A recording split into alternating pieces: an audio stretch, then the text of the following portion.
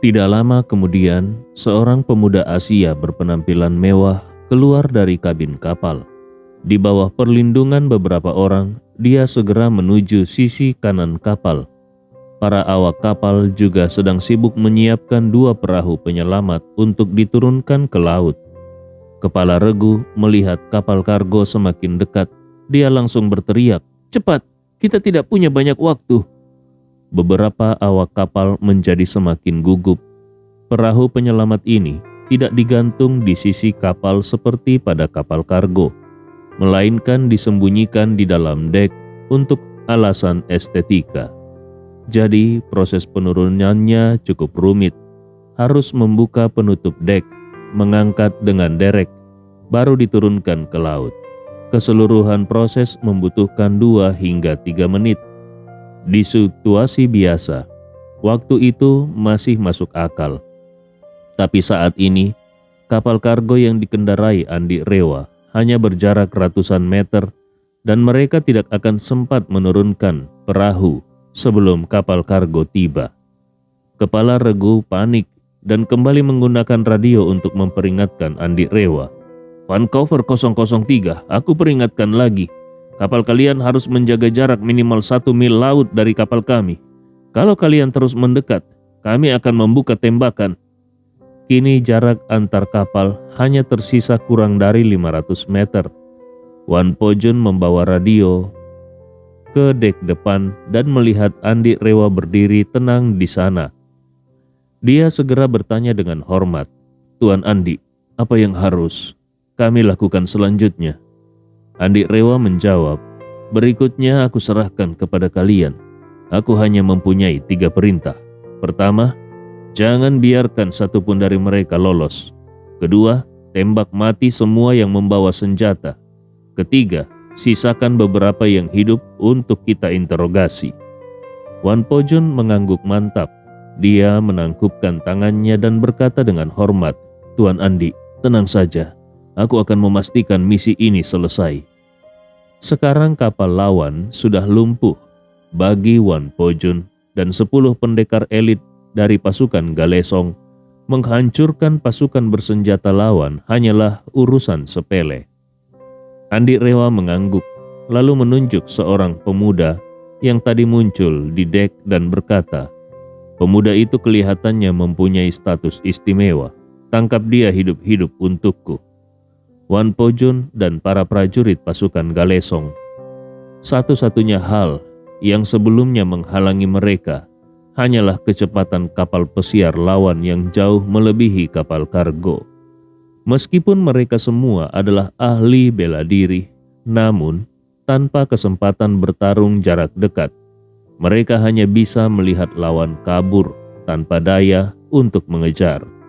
Namun kini kapal pesiar lawan sudah kehilangan tenaga. Mereka tidak ubahnya daging yang siap dipotong. Setelah menerima perintah, Wan Pojun segera memerintahkan lewat radio, "Tambahkan kecepatan. Tabrak buritan kapal mereka dengan sudut 90 derajat. Semua personel siapkan diri untuk bertempur." Kapal kargo langsung mengubah arah dan mengarah langsung ke buritan kapal pesiar. Para awak di kapal pesiar melihat maksud pihak lawan dan langsung panik ketakutan. Namun, dalam kondisi tanpa mesin, kapal pesiar tidak bisa berbuat apa-apa. Mereka hanya bisa pasrah. Kepala Regu di kapal pesiar langsung berteriak, "Cepat, semua orang bersiap menghadapi tabrakan." Beberapa prajurit yang tadi hendak menembak balik langsung menghentikan aksi mereka. Mendengar peringatan itu, mereka segera berpegangan erat pada pagar dek. Dengan sudut tabrakan seperti itu, bisa dipastikan kapal akan terpental keras ke permukaan. Lalu, kalau mereka tidak berpegangan kuat, sangat mungkin tubuh mereka akan terlempar ke laut. Beberapa saat kemudian, kapal kargo menabrak bagian belakang kapal pesiar yang masih menyala. Tabrakan keras itu membuat buritan kapal pesiar meluncur setengah lingkaran di permukaan laut. Kekuatan dan momentum yang sangat besar itu langsung melempar belasan orang dari dek ke laut. Si tuan yang dilindungi beberapa orang berhasil selamat dari lemparan. Tapi badannya sempoyongan parah, bahkan berdiri saja dia sudah tidak sanggup. Para awak yang tadinya hendak menurunkan perahu penyelamat baru saja mengangkatnya dari ruang bawah dek dan belum sempat dilepas ke laut. Tetapi kapal sudah ditabrak keras. Perahu penyelamat di sisi kanan terlempar ke laut. Namun karena masih tergantung pada kabel baja, perahu malah menghantam keras lambung kanan kapal, sehingga menyebabkan kerusakan fatal. Sementara perahu sisi kiri bahkan langsung terlempar dan menabrak dek, menyebabkan badan perahu patah seketika. Dua perahu penyelamat rusak total, tidak ada lagi kesempatan untuk melarikan diri. Tepat saat tabrakan selesai, Wan Po Jun memberi komando keras dan 10 anggota pasukan Galesong yang bersamanya langsung melompat dari kapal kargo ke dek kapal pesiar sambil membawa senjata dan baku tembak pun pecah. Para prajurit pasukan Galesong semuanya ahli bela diri yang juga terlatih secara militer dengan disiplin tinggi. Mereka berdiri kokoh di dek kapal yang terguncang hebat dan menembak tanpa terganggu sama sekali. Hanya dalam puluhan detik, seluruh pengawal bersenjata musuh dihabisi dengan tembakan ke kepala satu persatu. Sang kepala regu baru saja mengangkat senjatanya. Dia belum sempat menembak, namun Wan Po Jun sudah menerjangnya dalam sekejap dan langsung mencengkram lehernya. Dengan wajah penuh teror, kepala regu itu terengah-engah dan berkata, Kau seorang ahli bela diri." Wan Po Jun mengangguk. Dia tersenyum dan berkata, "Kau juga lumayan. Sepertinya sebentar lagi kau bisa menembus tingkat bintang 3. Kepala regu itu terkejut dan buru-buru berkata, "Senior, dengan kekuatan selevelmu ini, kenapa melayani kelompok kecil seperti grup Italia?" Wan Po Jun tertawa. "Siapa yang mengatakan kalau aku bekerja untuk mereka? Bosku jauh lebih kuat dariku. Kelompok Italia itu hanya pion murahan." Dia menatap kepala regu itu penuh minat. "Tapi kau sendiri seorang praktisi bela diri. Kenapa mau menjadi kacung bagi para penjahat perdagangan manusia seperti ini?" Mendengar ini, kepala regu langsung menunduk malu. Selama ini, dia memang merupakan penanggung jawab kapal ini dan sering ikut dalam kegiatan tidak manusiawi seperti ini. Dia pikir bosnya kuat dan mempunyai jaringan besar, sehingga dia aman dari masalah. Tapi siapa sangka, balasan datang begitu cepat. Tatapan Wan Po Jun menjadi dingin. Lalu dia menghantam keras dantian pria itu dengan satu pukulan. Seketika itu juga seluruh kultivasi pria itu hancur total, sehingga menjadikannya orang biasa. Kesakitan luar biasa membuatnya jatuh berlutut, dan Wan Po Jun menyeretnya lalu melemparnya ke belakang. Wan Po Jun memerintahkan kepada bawahannya bahwa dia kembali ke kapal. Selain dia dan anak muda tadi, bunuh semuanya. Mendengar itu, para prajurit pasukan Galesong langsung ke pinggir kapal dan mulai menembaki orang-orang yang tercebur ke laut atau masih berenang. Sementara itu, Wan Po Jun sendiri maju ke arah target utama, pemuda yang diminta Andi Rewa untuk ditangkap hidup-hidup. Beberapa pengawal yang melindungi pemuda itu langsung ditembak satu persatu oleh prajurit pasukan Galesong dengan tembakan yang akurat. Darah berceceran di sekeliling pemuda itu. Melihat semua pengawalnya tewas di depan mata, pemuda itu menggigil ketakutan. Dia jatuh terduduk di dek, lalu merangkak mundur dengan panik. Saat itu, Wan Po Jun sudah berdiri di hadapannya. Dengan suara gemetar penuh ketakutan, pemuda itu berkata, Aku adalah putra ketiga keluarga George dari Amerika. Kalau kau berani membunuhku, keluarga George tidak akan membiarkan kalian hidup." Wan Po Jun tersenyum kecil. Apakah sekarang trennya memang seperti itu? Begitu muncul langsung menyebut nama keluarga? Baiklah, perkenalkan, namaku Wan Po Jun. Aku dari pasukan Galesong. Pemuda itu seperti disambar petir, wajahnya pucat, dan dia sangat terkejut. Dia sangat mengenal nama Wan Po-jun dan tahu kalau dialah pemimpin pasukan Galesong. Namun dia tidak pernah menyangka kalau sosok sekuat itu akan turun tangan sendiri terhadapnya. Meskipun keluarga George cukup dikenal di Amerika, namun pada dasarnya mereka hanyalah keluarga kelas menengah atas. Mereka sama sekali tidak bisa menandingi organisasi sekelas pasukan Galesong. Dengan linglung, dia berkata terbata-bata, Kau tidak mungkin Wan Po-jun. Keluarga George tidak pernah menyinggung pasukan Galesong. Kenapa kalian menyerangku?" Wan Po-jun menyeringai dingin. "Mengenai kenapa kami menyerangmu, nanti kau juga akan tahu." Setelah itu dia melangkah maju dan mengangkat pemuda itu seperti mengangkat ayam, lalu membawanya kembali ke kapal kargo. Saat ini belasan mayat mengambang di permukaan laut. Sementara dek kapal pesiar juga dipenuhi puluhan mayat. Para prajurit pasukan Galesong mulai menyisir bagian dalam kapal. Di sana mereka menemukan 5 awak kapal yang bersembunyi. Kelimanya dieksekusi di tempat, dan setelah memastikan tidak ada gadis yang diculik di dalam kapal, mereka segera mundur kembali ke kapal kargo. Kini, bagian belakang kapal pesiar semakin tenggelam dan bagian depan semakin terangkat tinggi. Begitu seluruh personel pasukan Galesong kembali ke kapal kargo, kemiringan kapal pesiar sudah mencapai 45 derajat. Beberapa menit kemudian, setengah bagian belakang kapal benar-benar tenggelam dan bagian depan berdiri tegak di permukaan laut. Seluruh kapal mulai tenggelam dengan cepat dan hanya dalam waktu 20 detik, kapal itu hilang sepenuhnya di dalam laut. Yang tersisa hanyalah mayat-mayat yang mengambang dan pecahan kapal yang terbakar. Andi Rewa menatap permukaan laut, memastikan tidak ada yang dibiarkan hidup, lalu berbalik badan, berjalan menuju 2 tawanan yang sudah diikat dan gemetar di dek.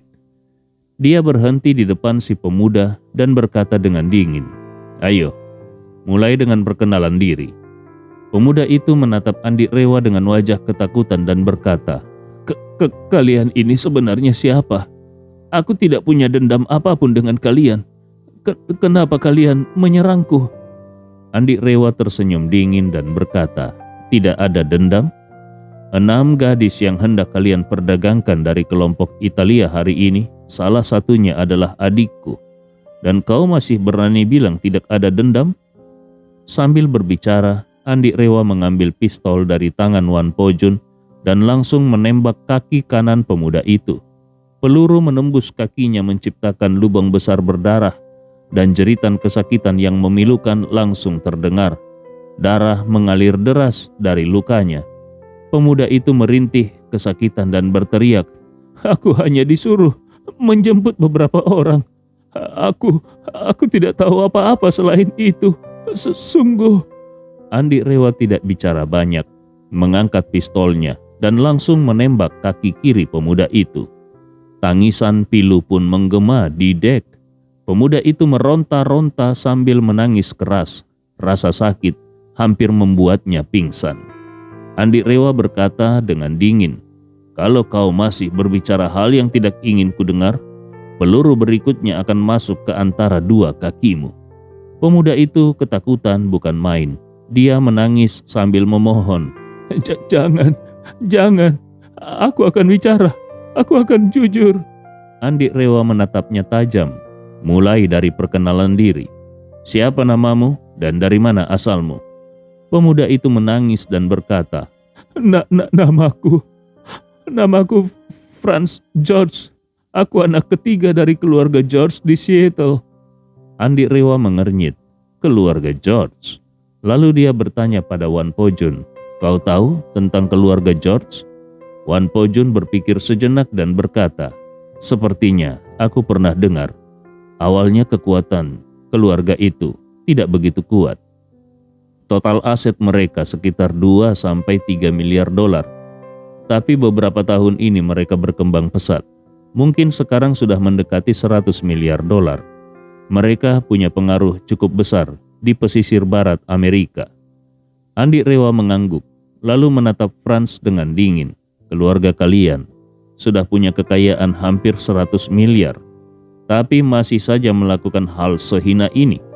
Apakah kalian mencari sensasi? Franz menangis dan berkata, bukan aku yang melakukannya. Aku hanya disuruh kakakku untuk menjemput seseorang.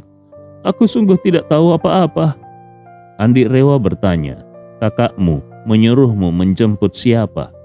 Franz buru-buru menjawab, dari data yang dikirim kelompok Italia, ada seorang gadis bernama Tina. Kakakku menyuruhku menjemputnya di New York, mengantarnya ke New York. Sebelumnya, Andi sudah tahu dari kelompok Italia bahwa akan ada kapal pesiar menjemput orang, dan sekarang dia tahu kalau Tina adalah targetnya. Andi Rewa segera menodongkan pistol ke kepala Franz lalu bertanya, bukankah keluarga George di Seattle? Kenapa kakakmu menyuruhmu mengantar Tina ke New York? Dari Seattle ke New York itu 4.000 kilometer. Bukankah itu terlalu jauh? Franz menjawab tergesa-gesa. Katanya, ada tokoh besar di New York yang tertarik pada Tina. Dia ingin kakakku mengantar gadis itu secepat mungkin. Jadi, kakakku menyuruh aku menjemput dan memastikan orangnya sesuai. Katanya, aku juga harus memeriksa secara langsung. Andi Rewa langsung menamparnya keras hingga 7-8 giginya copot. Lalu dia membentak, kau disuruh memeriksa barang. Kau ini memang mencari mati ya? Franz menangis sambil tergagap. Ini bukan seperti yang kau pikirkan. Kakakku hanya menyuruhku melihat wajah Tina secara langsung, memastikan dia memang seperti di foto. Kalau sesuai, kakakku akan mengambil pesawat amfibi untuk menjemput langsung ke New York. Lalu dia menambahkan dengan terisak, kalau gadis itu memang sudah dipilih orang penting, aku tidak akan berani macam-macam, sungguh. Awalnya Andi Rewa mengira kalau kakak Franz lah yang mengincar Tina, tapi ternyata tokoh besar lainlah yang menginginkannya. Andi Rewa langsung bertanya, siapa tokoh besar yang dimaksud kakakmu? Franz menjawab ketakutan, aku benar-benar tidak tahu. Yang aku tahu, hanya dia adalah klien paling penting kakakku. Semua informasi tentang klien itu hanya kakakku yang tahu.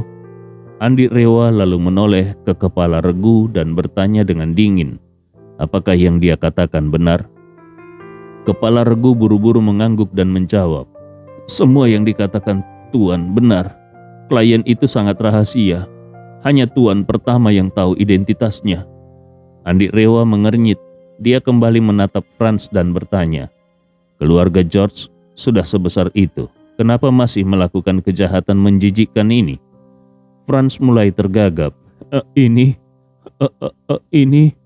Andi Rewa melihatnya ragu. Dia langsung menginjak keras luka di kaki Franz dan membentak, kau mau bicara atau tidak? Franz langsung menjerit kesakitan dan berseru, aku akan bicara, aku akan bicara. Dengan tubuh gemetar dia berkata, kakakku, dia sudah lama ingin masuk ke lingkaran elit tertinggi di Eropa dan Amerika. Jadi, dia membentuk rantai pasukan khusus. Andi Rewa mengernyit, rantai pasokan apa? Rantai pasokan khusus? Menyuplai perempuan? Franz buru-buru menjawab, bukan hanya perempuan. Rantai ini dikhususkan untuk para elit kelas atas, menyediakan segala layanan kotor yang mereka inginkan. Apapun yang mereka mau, seaneh dan sebusuk apapun kakakku akan usahakan agar bisa dipenuhi. Lama-kelamaan, para elit itu menjadi percaya dan dekat dengan kakakku. Mereka juga membantu kakakku agar bisa mendapatkan proyek besar dan dukungan. Karena itulah keluarga kami berkembang dengan begitu cepat. Andi Rewa naik pitam. Suaranya menjadi dingin dan penuh amarah. Keluargamu bisa naik karena menculik perempuan, bahkan berani menargetkan adikku. Baik, keluarga George, akan kuingat kalian baik-baik. Lalu dia bertanya lagi, aku tanya terakhir, berapa banyak gadis tidak bersalah yang kakakmu sudah sakiti selama ini? Franz gemetar ketakutan dan menjawab pelan, tidak banyak. Tanpa basa-basi, Andi Rewa langsung menembak bagian selangkangan Franz hingga langsung membuat celananya berlumuran darah dan dia menjerit histeris, menggeliat di dek dengan tubuh penuh darah dan keringat dingin. Andi Rewa menginjak tubuhnya dan berkata dengan dingin, aku beri kau satu kesempatan terakhir. Kalau masih berbohong, aku akan mencincang tubuhmu hidup-hidup. Franz lalu menangis keras, hampir putus asa dan berteriak, aku akan katakan semuanya. Aku tidak tahu pasti, mungkin sekitar 4 sampai 5.000 gadis. Aku benar-benar sudah mengatakan semua yang aku tahu. Tolong lepaskan aku. Andi Rewa mengepalkan tinjunya erat-erat. 4 sampai 5.000 orang. Lalu dia menoleh kepada Wan Pojun dan berkata dengan suara keras, Wan Pojun, aku beri kau 2 tugas baru. Wan Pojun berdiri tegap dan menjawab dengan hormat, silakan perintahkan Tuan Andi. Andi Rewa berkata dengan suara dingin, pertama, selidiki semua kelompok di Vancouver. Selama mereka pernah terlibat penculikan gadis atau perdagangan manusia, bunuh 5 pimpinan teratas mereka. Dan ukirkan kalimat di dahi mereka, tidak bermoral, pantas mati. Wan Pojun menjawab tegas, Tuan Andi, tenang saja. Aku pasti akan menuntaskan misi ini. Andi Rewa melanjutkan, tugas kedua, kirim orang ke Amerika dan bongkar semua kejahatan kotor yang dilakukan keluarga George. Wan Pojun bertanya, apakah aku juga harus membunuh semua pelaku dari pihak keluarga George? Andi Rewa melambaikan tangannya dengan pelan dan berkata dingin, untuk hal itu, biar aku sendiri yang mengurusnya. Mendengar perkataan Andi Rewa, Franz langsung pucat pasi, ketakutan, hingga jiwanya terasa melayang. Dia sangat jelas di dalam hatinya, meskipun dia tidak tahu asal-usul pria bernama Tuan Andi ini, namun bahkan Wan Pojun, pemimpin pasukan Galesong pun bersumpah setia kepadanya. Bisa dibayangkan betapa kuatnya kekuatan pribadi pria ini. Pasukan Galesong memiliki puluhan ribu tentara bayaran elit, sedangkan keluarga George tidak akan pernah mampu menandinginya. Kalau orang ini benar-benar ingin memusnahkan keluarga George, maka dirinya pasti akan menjadi korban pertama. Oleh karena itu, dengan sangat tertekan dia hanya bisa memohon, Tuan Andi, kau mau berapa katakan saja. Selama keluarga kami mampu membayarnya, kami pasti tidak akan ragu. Mohon, tolong beri kami kesempatan sekali saja. Andi Rewa menatapnya dengan dingin dan berkata, sekarang memohon itu sudah terlambat. Kau akan pergi duluan. Setelah aku menyelidiki siapa saja keluargamu yang terlibat, aku akan membuat mereka semua menyusul untuk menemanimu. Franz ketakutan bukan main. Dia menangis seperti orang gila dan memohon, Tuan Andi, jangan. Semua ini adalah ulah kakakku. Aku tidak bersalah. Kalau kau ingin membunuh, seharusnya kau membunuhnya, bukan aku. Andi Rewa tertawa dingin. Kau tahu betul apa yang disuruh oleh kakakmu. Kau tahu kalau itu adalah kejahatan, keji, tapi kau tetap melakukannya. Itu artinya kau melanggar hukum dengan sadar. Orang yang tahu itu salah, tapi tetap melakukannya, bukan tidak bersalah, tapi pantas dihukum mati. Franz Aldiano George langsung gemetar ketakutan. Dia menangis sambil berkata, Tuan Andi, aku benar-benar tidak bersalah. Aku baru berusia 22 tahun. Aku tidak mau mati. Mohon, Ampuni aku, Tuan Andi. Andi Rewa balik bertanya dengan nada tajam. Semua gadis muda yang kau dan kakakmu celakai, pernahkah mereka memohon seperti itu? Apa yang kau lakukan pada saat itu? Franz buru-buru berkata, Aku tidak pernah. Sungguh aku tidak pernah membunuh siapapun. Aku tidak bersalah.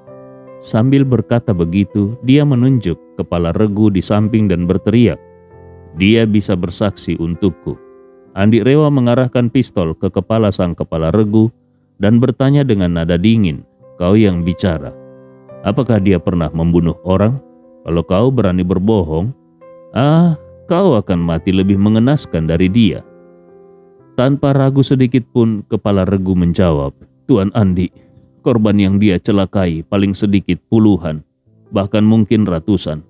Dia dan kakaknya di kalangan orang-orang itu dijuluki Raja Neraka Kecil dan Raja Neraka Besar."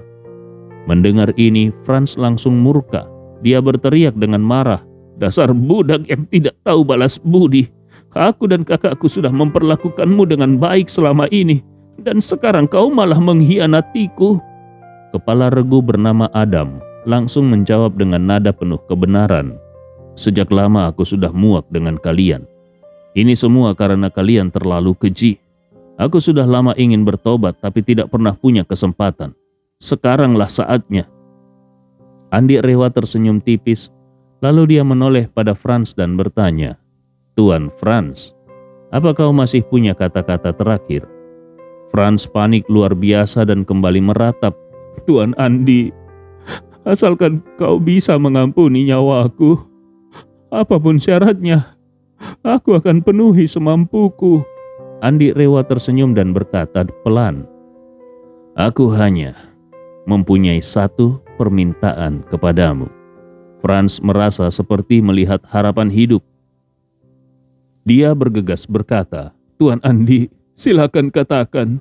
Andi Rewa berkata dengan dingin, "Di kehidupan berikutnya, jangan menjadi manusia lagi." Peluru seketika langsung menembus langsung jantung Franz. Dalam sekejap, tubuh Franz menegang, matanya terbelalak menatap Andi dengan penuh kebencian. Dia ingin berbicara tetapi tidak mampu. Setelah mengeluarkan beberapa suara pelan, akhirnya dia terjatuh dan tewas tertembak. Andi Rewa bahkan tidak meliriknya lagi, lalu memerintahkan kepada Wan Pojun, "Wan Pojun, ukir kalimat yang kukatakan tadi di dahinya. Setelah itu, pasangi jaket pelampung dan lempar dia ke laut." Wan Pojun mengangguk patuh, "Siap, Tuan Andi." Lalu, Andi Rewa menoleh ke arah Adam dan berkata ringan, "Karena kau masih punya sedikit nurani, aku akan memberimu kesempatan hidup. Tapi bisa tidaknya kau memanfaatkannya, tergantung seberapa jauh kau bersedia bekerja sama."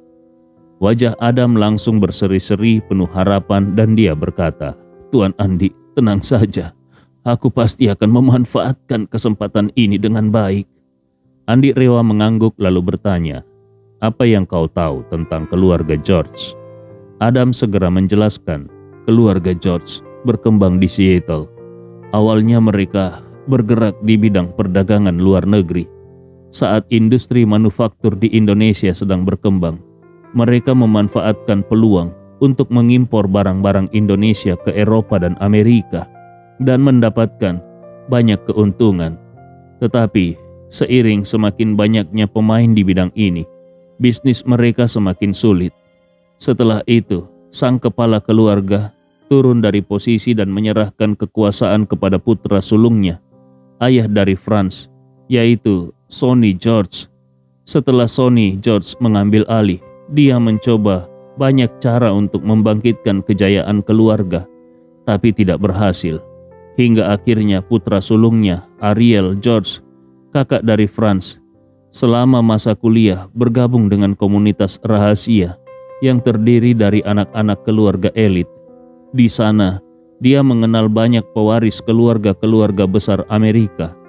Setelah lulus, Ariel mulai menjalin hubungan aktif dengan industri gelap. Dia melayani kebutuhan aneh dan menyimpang para elit tersebut yang punya gangguan kejiwaan, kecenderungan kekerasan, dan penyimpangan seksual, bahkan kecanduan menyiksa dan membunuh, dan dia bisa memenuhi semuanya. Oleh karena itu, koneksinya dengan kelompok elit itu sangat erat. Banyak dari mereka bukan hanya bergantung kepadanya, tapi juga menyimpan rahasia yang kelam yang bisa digunakan olehnya sebagai sandera. Jadi, mereka tidak berani melawannya. Lalu Adam menambahkan lagi, setelah Ariel menguasai rantai pasokan ini secara sempurna, bisnis keluarga George di bidang lain pun berkembang pesat. Apapun yang ingin mereka lakukan, pasti ada koneksi, ada jalan, bahkan banyak yang membukakan pintu bagi mereka. Andi Rewa mengernyit dan bertanya dengan nada dingin, di mana biasanya Ariel beraktivitas? Rantai pasokan gelap itu beroperasi di mana? Adam segera menjawab, untuk bisnis legalnya memang berpusat di Seattle dan wilayah pesisir barat, tapi untuk rantai pasokan gelapnya sebagian besar ada di sekitar New York, karena di sanalah para klien kayanya berada. Kemudian dia menambahkan, tapi kalau kau tanya keberadaan Ariel sekarang, aku sungguh tidak tahu, karena aku hanya bertanggung jawab untuk urusan pengangkutan di wilayah barat, mulai dari Vancouver di Kanada hingga San Francisco, Los Angeles, sampai ke Ensenada, Meksiko. Urusan lain aku tidak punya wewenang. Tiba-tiba, seolah teringat sesuatu, Adam buru-buru berkata, "Oh iya Tuan Andi, tahun lalu Ariel membeli sebuah pulau di Atlantik. Dia menarik banyak investor dan membangun besar-besaran. Katanya dia ingin membuat taman hiburan pribadi yang jauh dari Amerika Serikat, bebas dari kontrol hukum dan benar-benar aman. Proyek ini adalah yang paling dia prioritaskan sekarang. Jadi kemungkinan besar dia sering ke sana untuk mengawasi pembangunan." Andi Rewa bertanya, di mana tepatnya pulau itu berada? Adam langsung menggelengkan kepalanya dan berkata, "Maaf, itu adalah informasi rahasia tingkat tinggi. Aku sungguh tidak tahu, Tuan Andi."